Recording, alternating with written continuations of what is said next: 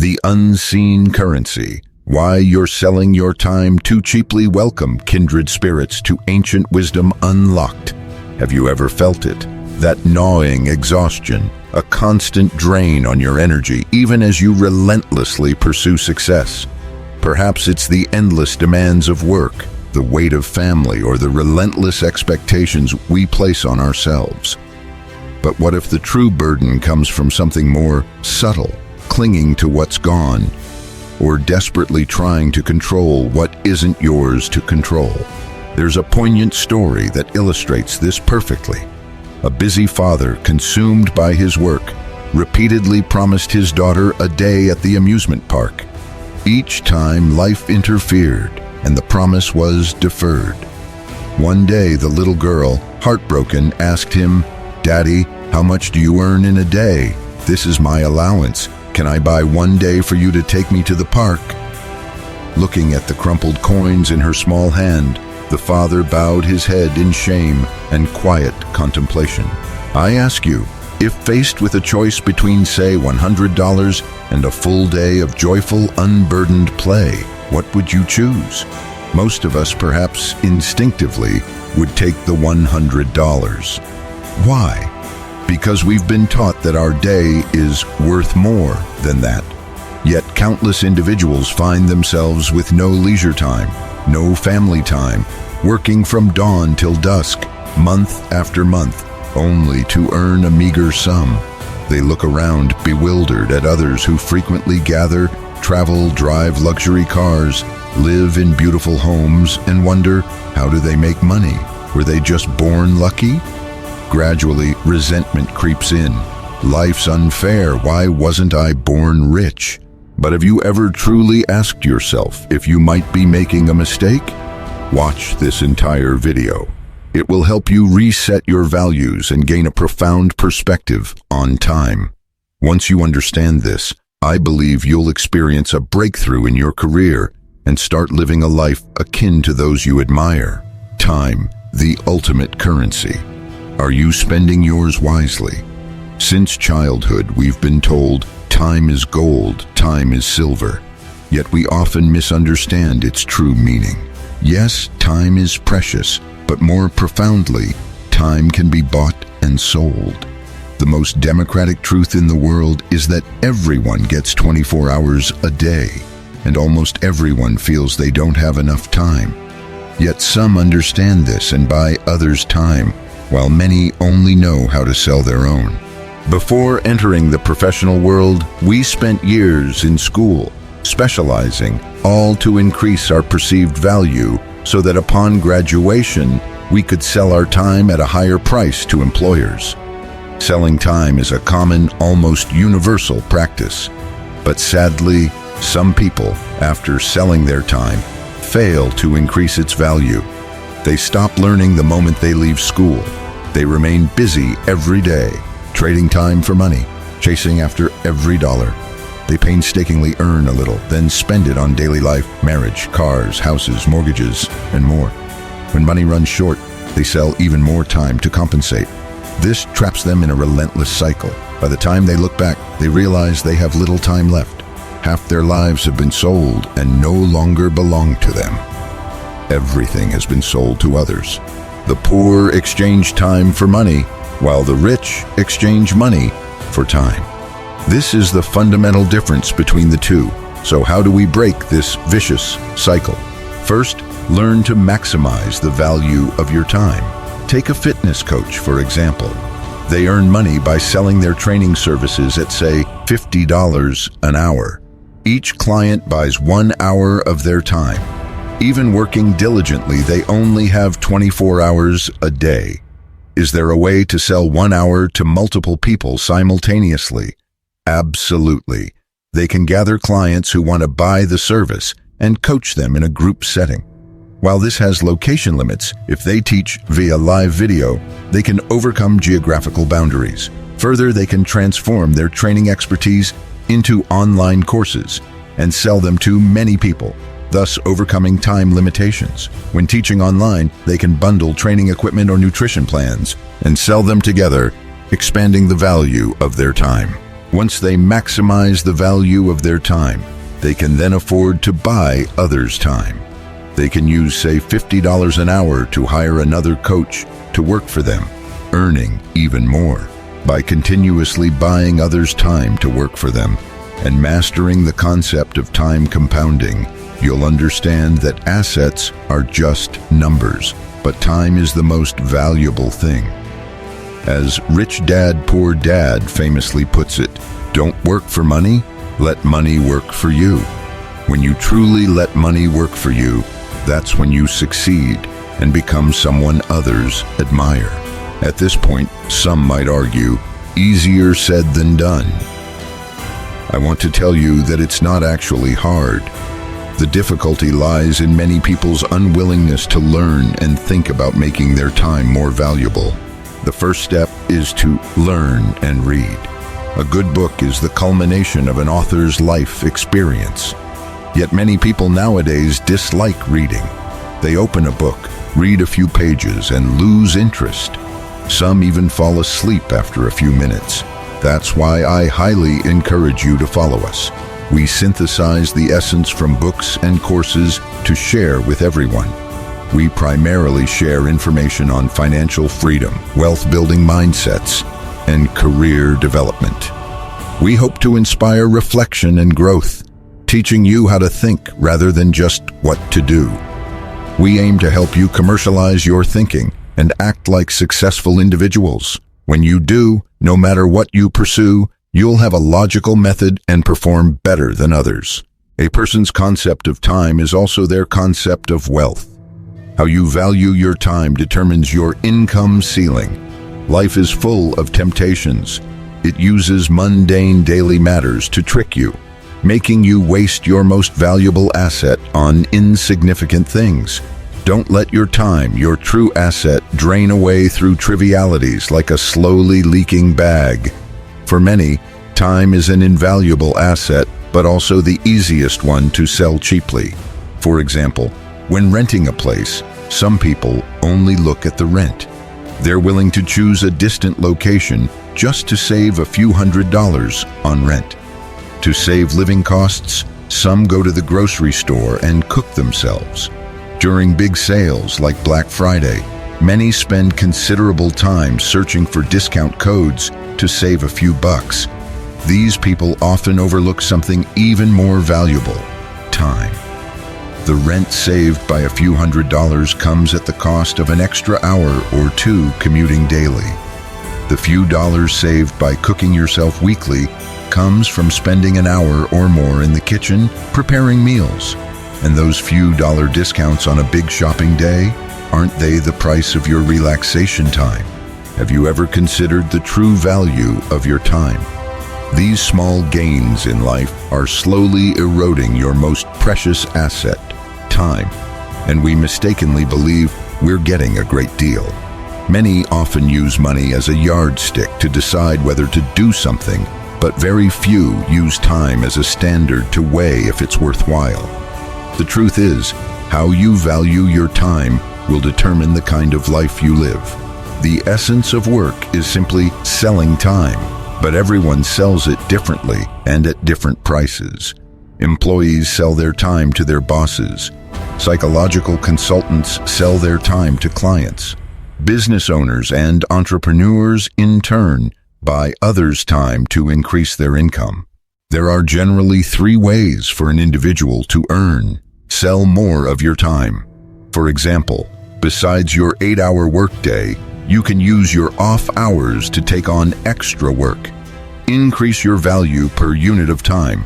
You can increase your income by improving your professional skills and service quality, or by eliminating intermediaries, for instance, becoming a freelancer.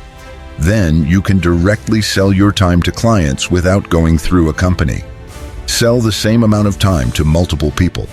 For example, becoming an instructor for an online course or a corporate trainer. This way you can sell the same time to many people. The more you sell, the lower the investment cost and the higher the profit. Therefore, how one perceives time is how one perceives their wealth. How you value your time determines your income ceiling. As you get older, salaried workers should gradually reduce increasing their income by selling more time, because this method has a low income ceiling, weak competitiveness, and is easily replaceable. Someone once asked why age 35 is a difficult milestone for office workers. That's because age 35 marks the point where physical strength begins to decline. You can't compete with recent graduates in terms of overtime capacity and enthusiasm. If at age 35 you still rely on selling more time to earn income, you'll be compared to younger individuals. And naturally, in terms of ability to handle pressure and work late nights, a 35-year-old worker will no longer have the advantage. Our career development path is actually how we decide whom to sell our time to, at what price, and how. When you are in the first phase of earning money, what you need to do is improve your professional capabilities and service quality to increase your negotiating power per unit of time. At the same time, explore ways to sell your time multiple times. Therefore, in this phase, I don't recommend selling more time for extra income, because this method is just selling time cheaply without bringing real developmental value. When I was a student, I did part-time jobs like handing out flyers, sales, etc. These jobs were simple, easy to do, and could earn about $20 a day. But after a while, I realized that besides learning that earning money isn't easy, I didn't gain anything else. Therefore, at the stage where you can only sell more time to increase income, learn to delay gratification and invest time in activities that increase the value of your time, such as improving soft skills, reading books, learning specialized knowledge, and networking with talented people to have the opportunity to escape the vicious cycle. The precision of time, living with purpose. The time of successful people is often meticulously calculated down to the last detail. Someone once told a story that in 2002, when Bill Gates visited China, he attended a meeting at the Shangri-La Hotel in Beijing. Microsoft China staff measured every step from the elevator to the meeting room, calculating every second. They witnessed that each meeting room had important guests, waiting to shake hands and take photos with Gates. Everything ran almost to the second, with no deviation. Why such precision? Because Bill Gates's time was calculated by the second. The basic unit of time that wealthy people manage is often a quarter hour, about 15 minutes. The more sensitive a person is to time, the greater their achievements. I once heard a joke. If Warren Buffett saw a $5 bill on the street, should he bend down to pick it up? The answer is no, because 1 second of his time is worth far more than that. At the Berkshire Hathaway shareholders meeting in 2010, Buffett famously said that Geico pays us $15 a second. The ticking of the clock suddenly sounded sweet. Why are so many people willing to pay a huge sum to have dinner with Buffett? Have you ever thought about what's truly expensive there? Is it the luxurious meal at the restaurant or the media attention? In reality, the valuable thing there is Buffett's time. Many successful people are incredibly meticulous and stingy in their use of time. These individuals know how to protect their time, and they detest time-wasting activities. Mark Zuckerberg, the founder of Facebook, is no exception. To save time, he chooses to wear the same type of clothing every day. Zuckerberg once told the media, "I want my life to be as simple as possible. I don't want to waste time on unnecessary choices." The more successful people become, the more they value every minute, every second. The essence of calculating time by the quarter hour is to maximize time utilization efficiency. Therefore, what we need to do are two things. First, protect and preserve our time. Second, strive to maximize the efficiency of time utilization to unleash its greatest value. If something can be solved with money, don't waste time on it. Many people often use money as a criterion to decide whether to do something. For example, choose a high-paying job that requires overtime, or a lower-paying job with no overtime. Will you choose to cook yourself, which takes time but saves money, Or order fast food to save time but spend more money. Live far away with low rent or live closer with higher rent. How we evaluate a problem leads to different choices. If you consider money as the standard, you'll choose the first option. But if you consider time as the standard, you'll clearly choose the second option. The difference here is that those who choose the first option are using time to exchange for money, while those who choose the second option are using money to buy time. I rarely buy ingredients and cook myself. From washing dishes to cooking and washing up, it can take 2 to 3 hours, but eating only takes about 10 minutes. Therefore, for me, cooking is a very low efficiency task. In those 2 to 3 hours, I could do many other things, from reading books and writing to self-evaluation.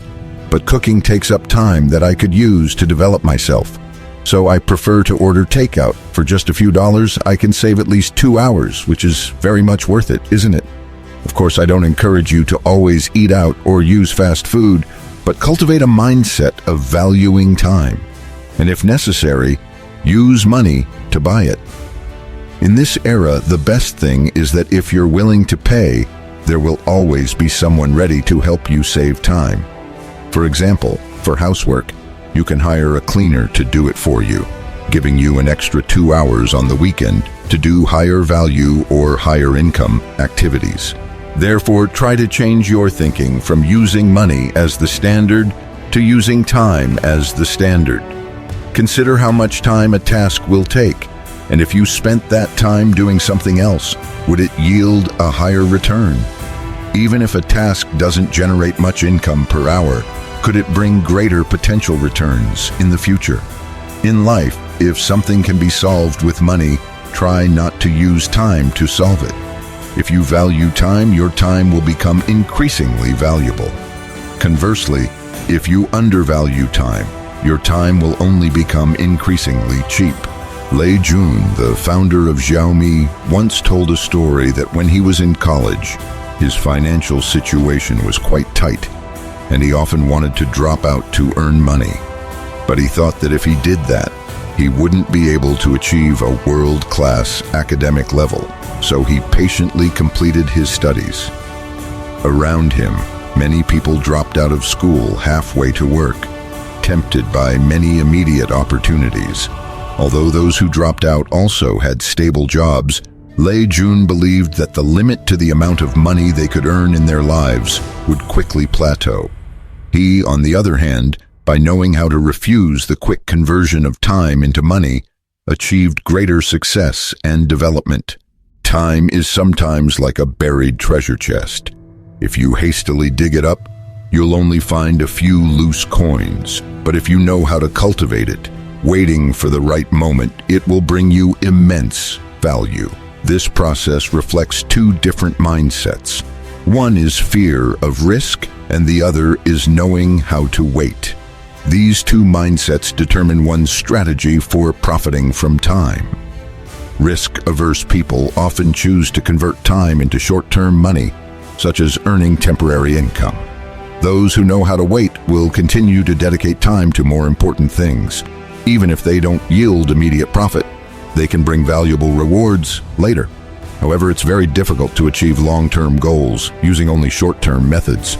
Therefore, those who fear risk and are easily satisfied find it harder to persevere with distant goals. Time sinkholes. Reclaiming your precious hours. Time sinkholes are things that constantly suck away your precious time. For example, you go to the supermarket intending to buy some fruit in 20 minutes. But once inside, you're attracted by all sorts of discounted products, newly released fried foods. Then you think, maybe I'll buy breakfast for tomorrow too. That's a form of time sinkhole. Another example, you just finished housework for an hour. You want to rest for a bit, so you open TikTok and scroll through some videos. You watch a newly released movie, find it engaging, then get drawn into a sales live stream. By the time you finish watching, it's 11 p.m. The result? You worked for 1 hour, but rested for 2. Social media time sinkholes are particularly common. One more example. In the morning, you just sit down at your desk, brew a cup of coffee, open your computer, and you're ready to start the workday. But you think, I should open Zalo to see if anyone messaged me. A friend just sent you an article. It's a review of the latest movie. After reading it, you see user comments at the bottom, so you start searching for information about the female lead. After that, you see spoilers from other users, and you keep getting drawn in. By the time you remember your work, it's already noon. Initially, you had a simple and specific goal, like going to the supermarket, checking TikTok, or finding information. But in the end, you wasted a large amount of time. Why? It turns out time sinkholes appear because your subconscious only likes to do simple things. Scrolling through friends' updates online is easier than writing a report, so your brain will lean towards these activities. In this process, time is wasted and efficiency decreases. Our time gets swept away because we abandon our proactive control over it. There's no superfluous moment in life. Every period of time has its own meaning. Proactive time differs from passive time in that we have expectations before doing something and aim to achieve those results. This is using time proactively. Conversely, passive time is when you are controlled by time and work unpredictably, and time sinkholes are a collection of passive time. So, to deal with time sinkholes, we need to clearly understand our time. Keeping a time log is an effective way to see where time is being consumed and avoid falling into those sinkholes. Here's how to keep a time log. Every hour, record the tasks you plan to do in the next hour. After an hour, record the results achieved.